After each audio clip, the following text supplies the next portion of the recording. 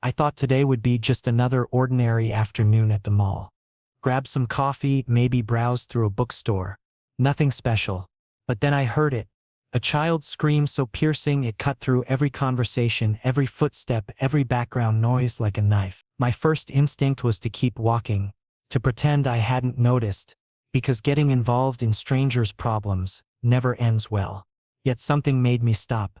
Something made me turn around and look. There he was, a little boy, maybe 4 years old, sitting on the cold tile floor in the middle of the corridor.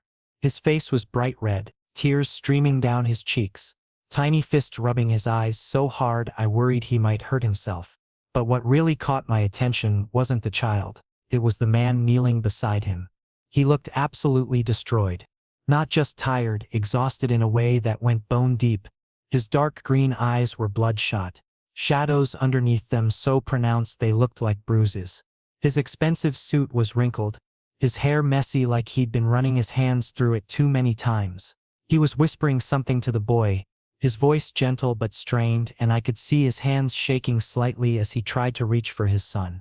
The child jerked away, screaming louder, and the man's shoulders sagged in defeat. People were staring. Some looked annoyed, others sympathetic, but nobody stopped to help. They just walked around the scene like it was an inconvenient obstacle in their path. I watched the man close his eyes for a moment, taking a deep breath that looked more like a desperate attempt to hold himself together than anything else. That's when I made my decision. I pulled off my headphones and walked over slowly, careful not to startle either of them.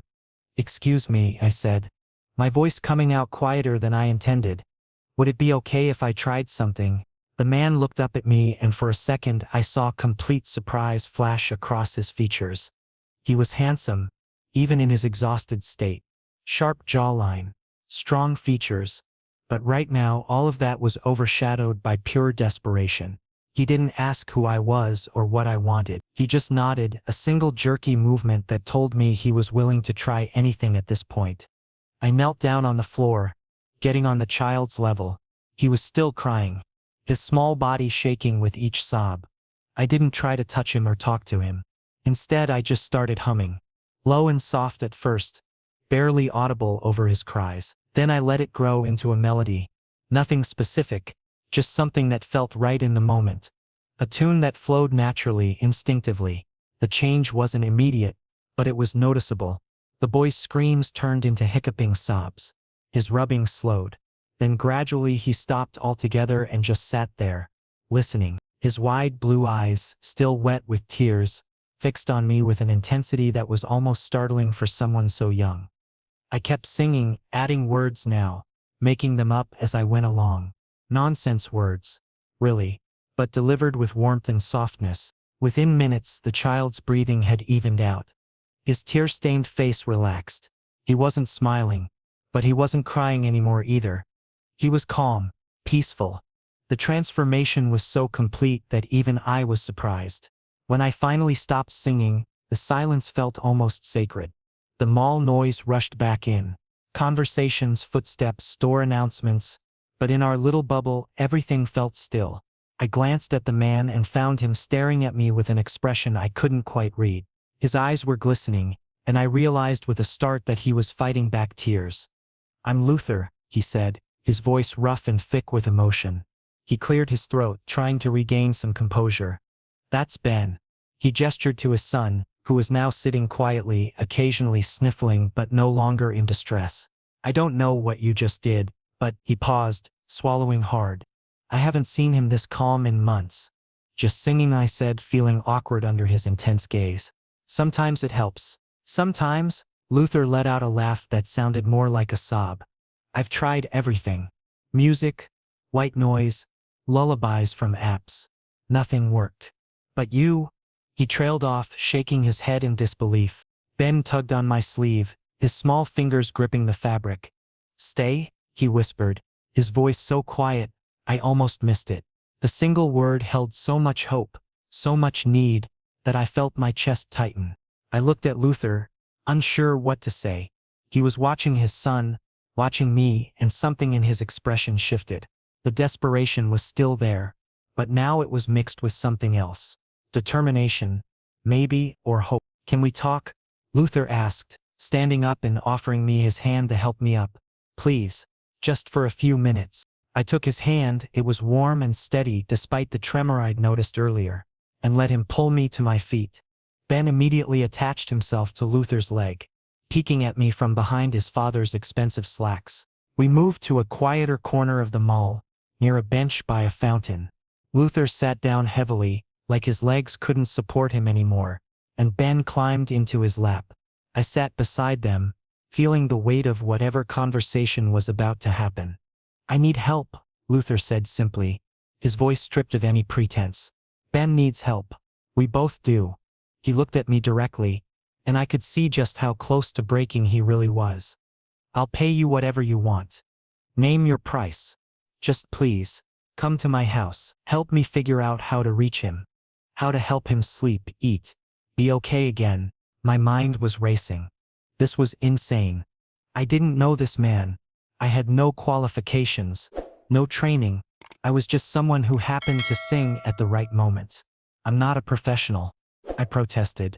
I don't have any credentials or experience with children. I don't care about credentials, Luther said firmly. I've hired professionals. Therapists, sleep consultants, behavioral specialists. None of them could do what you just did in 5 minutes. Whatever this is, he gestured between me and Ben. It works. That's all that matters to me. Ben had laid his head against Luther's chest, his thumb in his mouth, his eyes drooping. Even now he kept glancing at me, as if making sure I was still there. It was that look, that small, vulnerable, hopeful look that made my decision for me. Okay, I heard myself say. I'll try. Luther's entire body sagged with relief. He closed his eyes briefly, and when he opened them again they were filled with gratitude so profound it made me uncomfortable. Thank you, he whispered. You have no idea what this means to us. As we exchanged phone numbers and Luther gave me his address, I couldn't shake the feeling that I'd just agreed to something much bigger than I understood. This wasn't just about helping a child sleep. There was something deeper here, something broken that needed fixing, and somehow, inexplicably, I'd become part of it. The address Luther had given me led to a neighborhood I'd only ever driven through, never imagining I'd actually enter.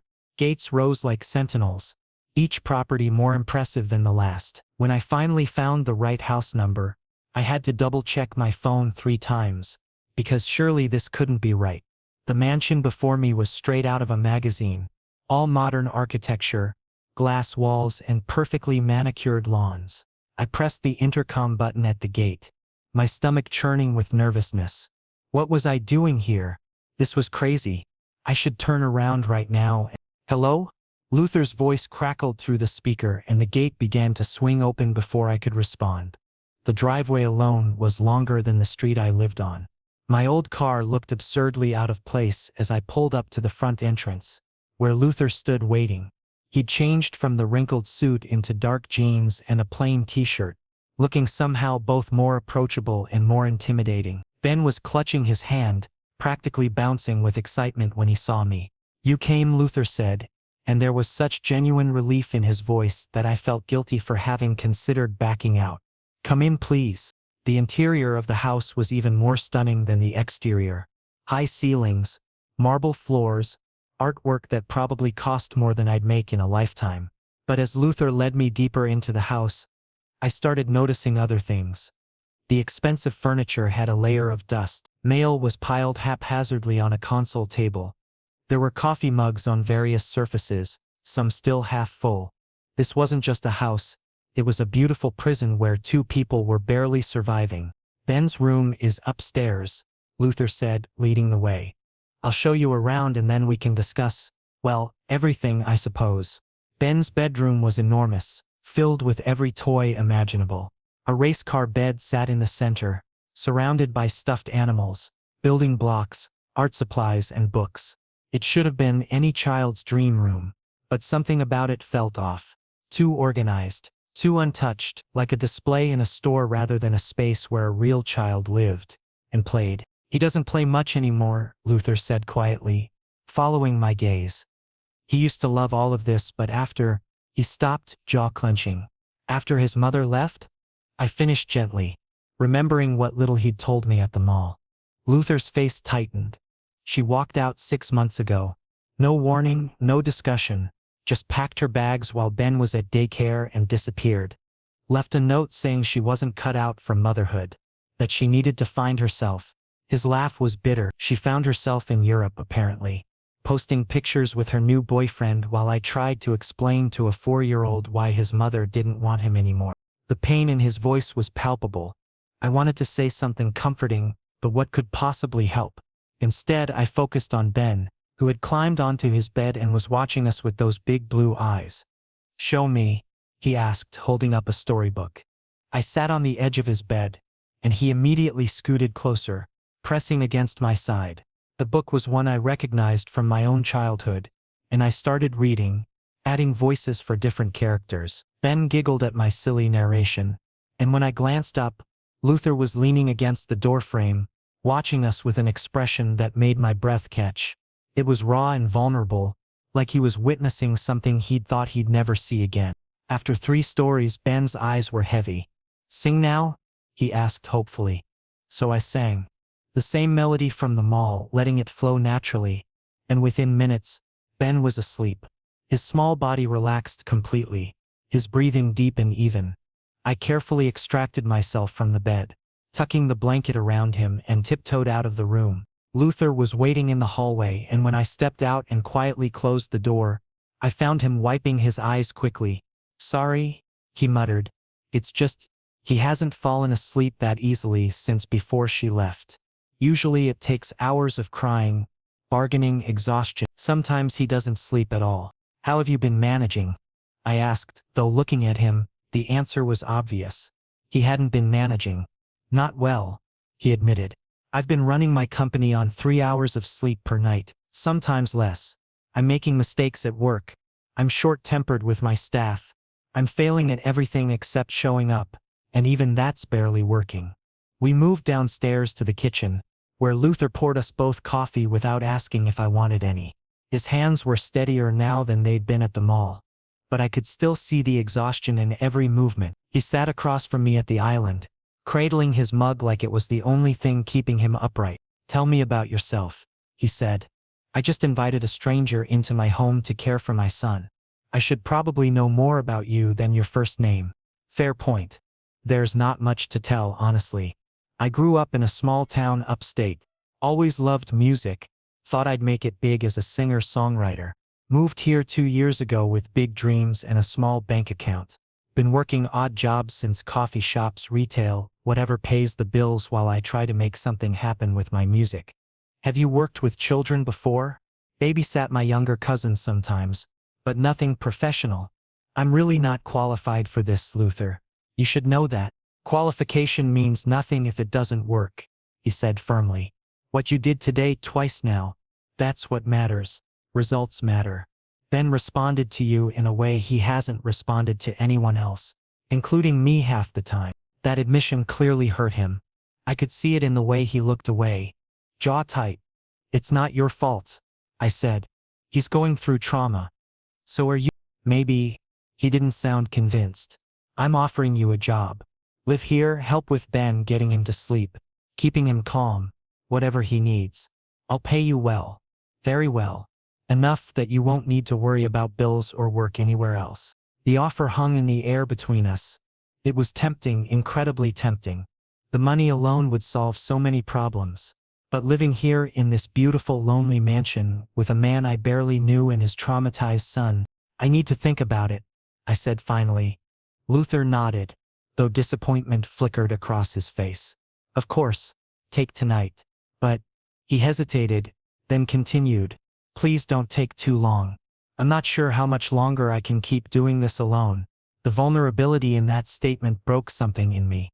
This wasn't just a job offer. This was a desperate man reaching out for a lifeline. And I was it, whether I was ready for that responsibility or not. "Can I see him one more time before I go?" I asked. We went back upstairs together and I peeked into Ben's room. He was still sleeping peacefully, one arm wrapped around a stuffed bear.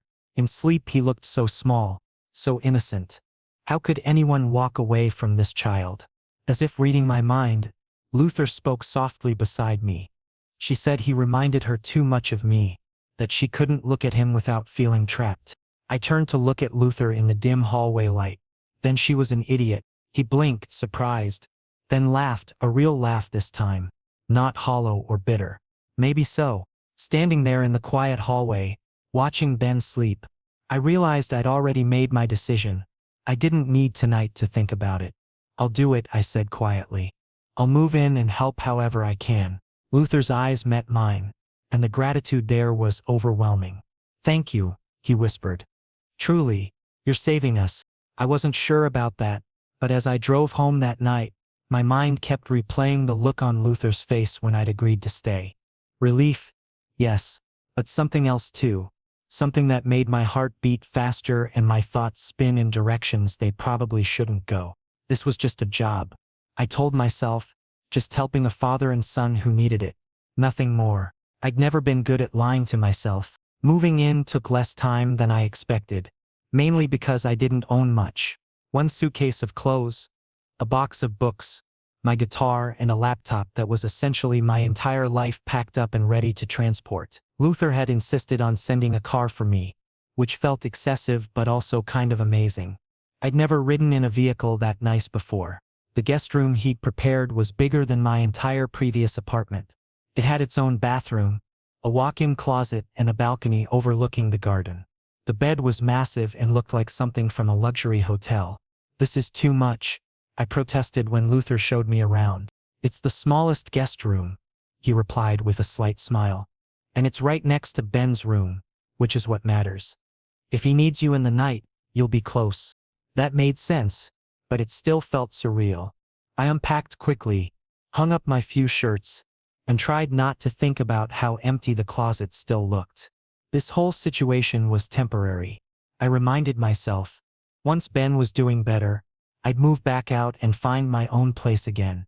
This wasn't permanent. Then why did it already feel like home? The first morning started earlier than I anticipated. I woke to small knocking on my door, and when I opened it, Ben stood there in dinosaur pajamas, holding his stuffed bear. Breakfast? He asked hopefully. Sure, buddy. Give me 5 minutes to get dressed. By the time we made it downstairs, Luther was already in the kitchen, dressed in another expensive suit, making coffee. He looked marginally better than he had 2 days ago. Still tired, but not quite as hollowed out. Morning, he said, and there was something almost shy in his voice. I wasn't sure what you liked for breakfast, so I got a variety of things. The refrigerator was indeed packed with options. Eggs, bacon, fresh fruit, yogurt, pastries. This is great, I said, pulling out ingredients for scrambled eggs. I usually just have coffee. That's not healthy, Luther said automatically, then caught himself. Sorry, force of habit. I spent months trying to get Ben to eat properly.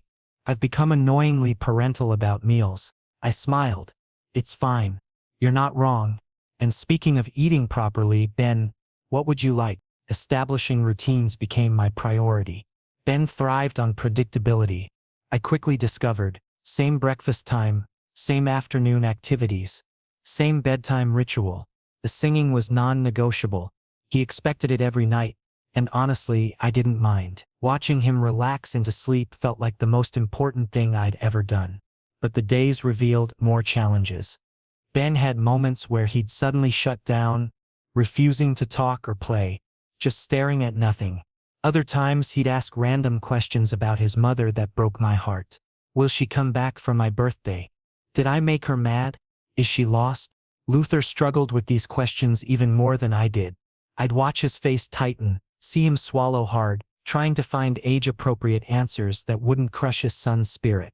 Often I'd step in, redirecting Ben's attention to something else, giving Luther a moment to compose himself. We fell into a rhythm, the three of us.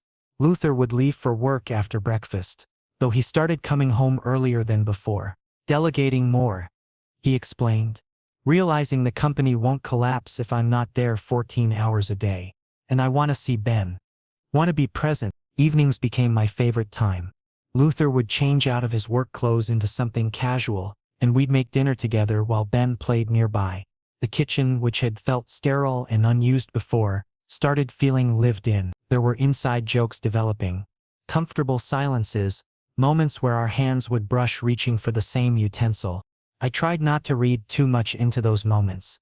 One night after Ben was asleep, I came downstairs to find Luther on the back patio staring at the dark garden. I grabbed 2 beers from the fridge and joined him, handing him one without asking. "Thanks," he said, taking a long drink. "How was he tonight?" "Good." Asked me to sing the dinosaur song 3 times but eventually crashed. I settled into the patio chair beside him. "You seem tense. Bad day at work?" "No, actually. Work was fine. It's just—" He trailed off, seeming to wrestle with something. "I keep waiting for the other shoe to drop, for Ben to backslide, for you to realize this is too much and leave, for something to go wrong. That's anxiety talking," I said gently. "Trauma does that, makes you expect disaster even when things are improving." He looked at me curiously. "You sound like you know from experience." I shrugged. "Different circumstances, but yeah, I get it." We sat in comfortable silence for a while, the night air cool around us. Then Luther spoke again, quieter this time. "Can I ask you something personal?" "Sure." "Why did you say yes to this? I mean, it's not exactly a normal job situation." I considered the question carefully. "Honestly, when I saw you 2 at the mall, I saw people who needed help and I knew I could provide it. Simple as that. And maybe," I hesitated, then continued, "maybe I needed this too. Purpose, connection, something meaningful."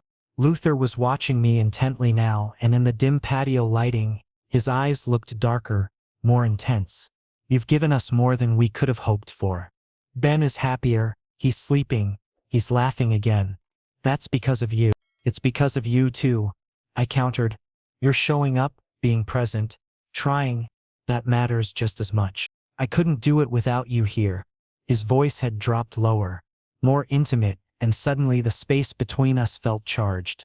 "Having you in the house, it changes everything. The whole atmosphere is different, lighter." My heart was beating faster. "Luther, I know this is complicated," he interrupted. "I know I'm your employer and we should maintain professional boundaries. But I need to be honest about something." He set down his beer and turned to face me fully. "You're not just helping Ben. You're helping me too, making me remember what it feels like to not be alone in this. To have someone to share the burden with. To have someone who understands without me having to explain everything." I didn't know what to say. The air between us felt thick with unspoken things, with possibilities that both excited and terrified me.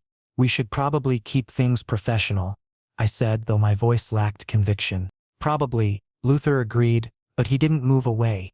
Neither did I.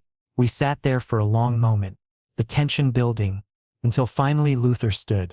"I should get some sleep. Early meeting tomorrow." He paused at the door. "Good night. And thank you for everything." "Good night," I managed. After he left, I sat alone in the darkness, trying to process what had just happened.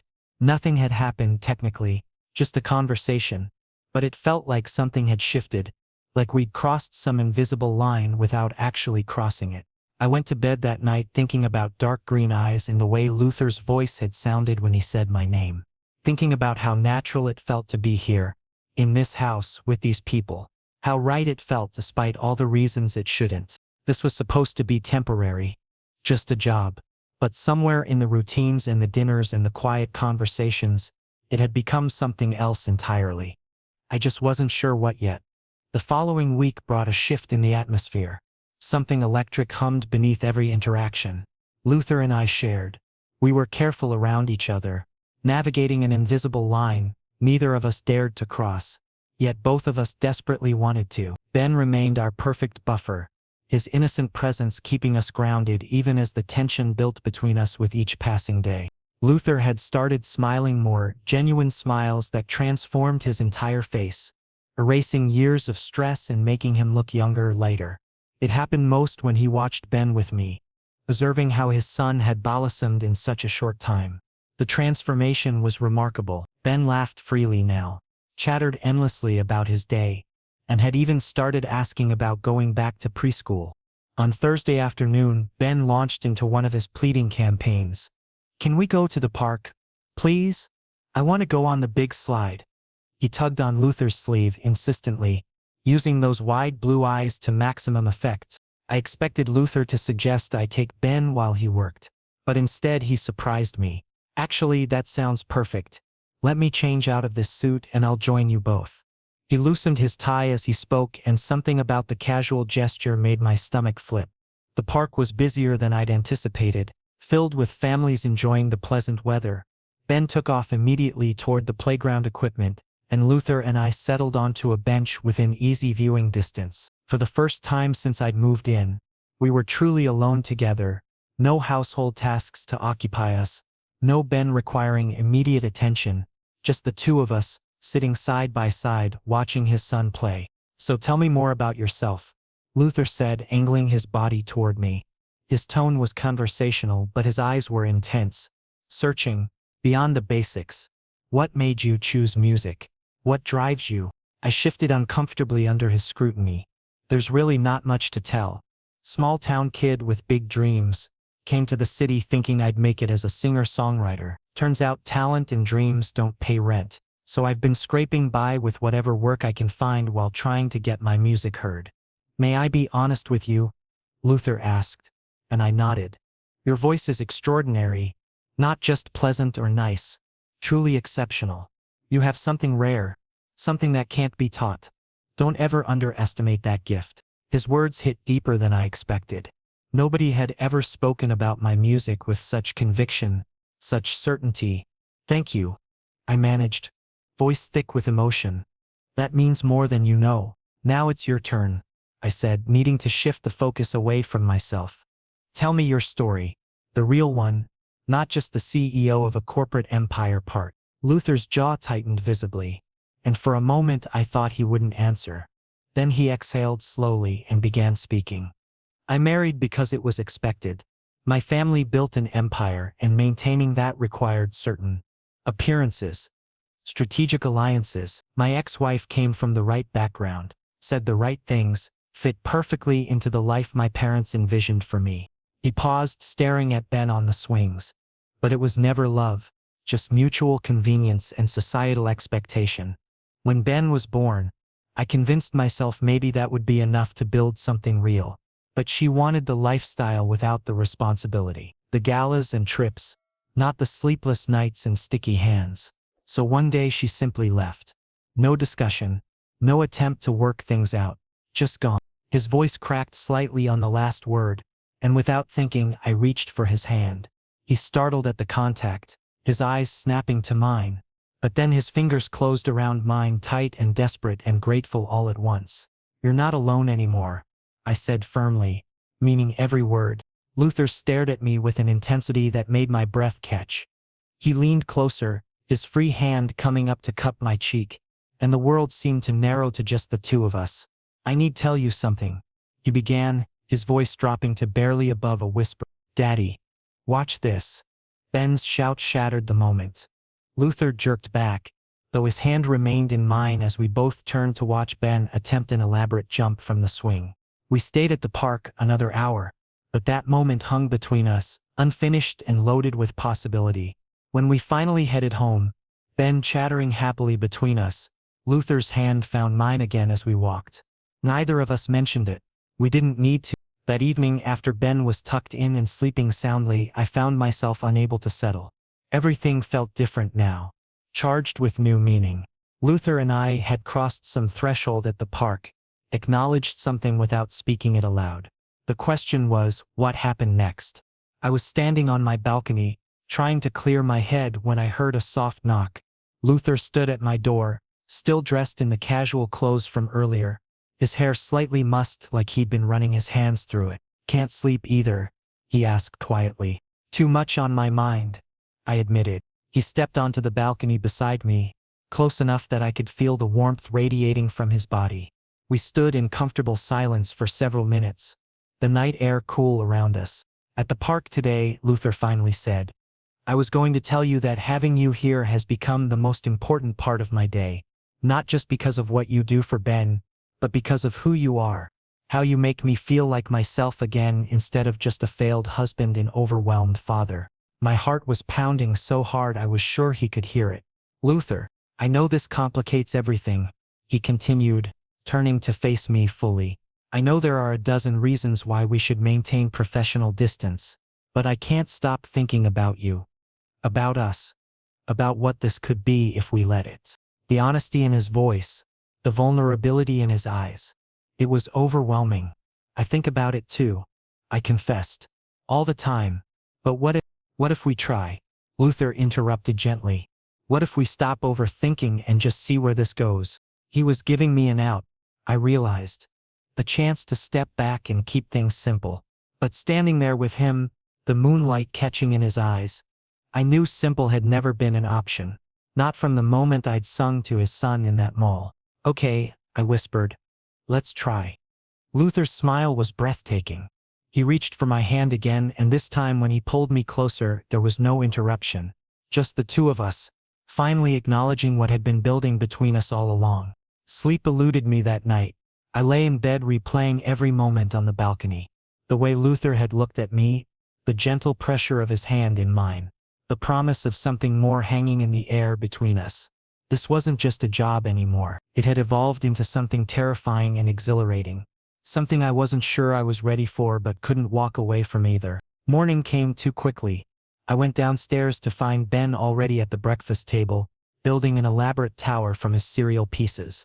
Luther stood at the counter, coffee in hand, and when our eyes met, something passed between us.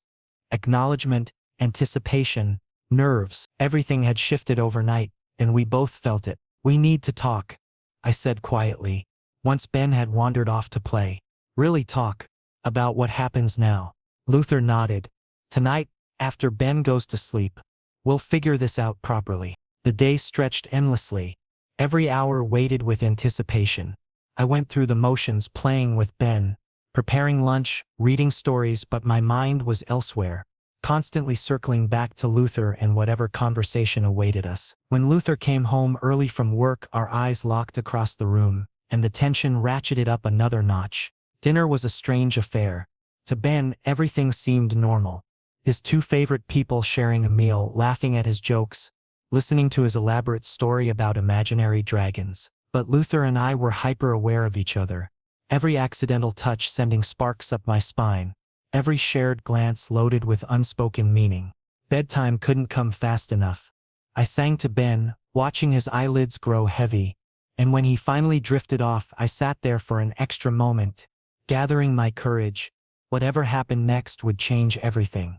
There was no going back from this conversation. Luther was waiting in the living room when I came downstairs, standing by the window with his back to me. He didn't turn when I entered, his shoulders tense with whatever he was about to say. I've been thinking about this constantly, he began, his voice low. About you, about what I'm feeling. It's consuming me in a way I didn't think was possible anymore. I moved closer, my heart racing. I know what you mean. I can't focus on anything else. He finally turned to face me, and the raw emotion in his eyes took my breath away. I need you to understand something. This isn't just attraction or loneliness or gratitude for what you've done for Ben. This is where you make me feel alive again. Like I'm more than just someone going through the motions of existence. Luther. I started, but he held up a hand. Let me finish, please. He took a step toward me, close enough now that I could see the rapid pulse in his neck. I'm terrified of losing you, of scaring you away. Ben can't lose you. He's finally happy, finally healing. But selfishly, I can't lose you either, not just as his caretaker, but as someone who's become essential to my own happiness. The confession hung between us, vulnerable and honest. You won't lose me, I said, my voice barely above a whisper. I'm not going anywhere.